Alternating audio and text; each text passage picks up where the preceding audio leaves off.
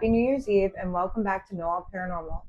Today, instead of a countdown or a party episode, we're slowing things down. Because New Year's Eve isn't just a celebration. Historically, psychologically, and culturally, it's one of the strangest nights of the year. So, the word liminal comes from the Latin lemon play, meaning threshold. It describes a state where you are no longer in one place, but not yet in the next. Basically, you're standing in a doorway. Exactly, and humans are incredibly uncomfortable in doorways. We like beginnings, we like endings, but the space between makes us anxious.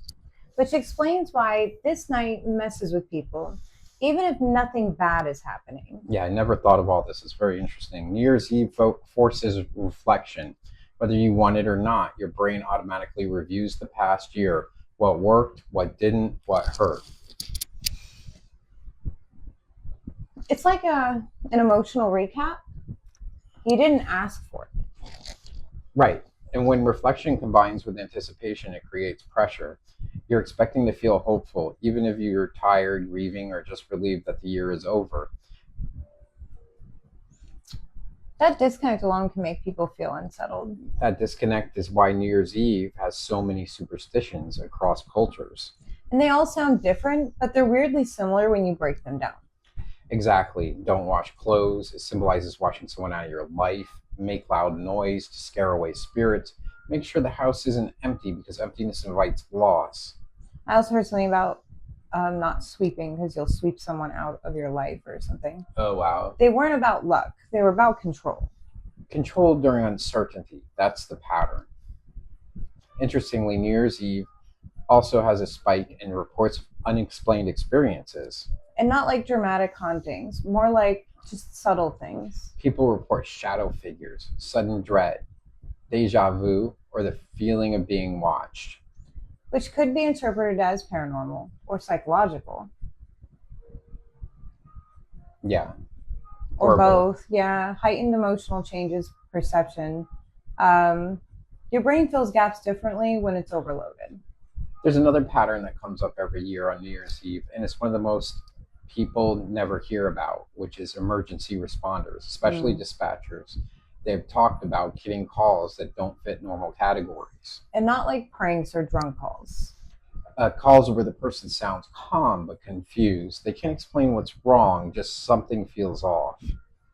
Some say they feel watched, and others say time just feels wrong. And in a few cases, responders are sent to locations that don't make sense, addresses that don't exist, open areas where no one is found. And that's unsettling, especially when you remember these are people trained to filter nonsense. Exactly. Dispatchers are very good at pattern recognition, and many of them say New Year's Eve has a higher number of calls that leave them uneasy, even when nothing technically happened. And whether that's psychological, environmental, or something else entirely, it's another reminder that this night affects people in ways we still don't fully understand. Carl Jung believed that we all have the shadow self, the part of us we suppress or avoid. And liminal moments tend to loosen that suppression. Right. That's interesting. Exactly. When structure drops away, those parts surface. They can feel like anxiety or like the external pressing in. Right. Which might explain why people feel watched instead of reflective. There's also a more speculative theory that time itself feels unstable during collective transitions.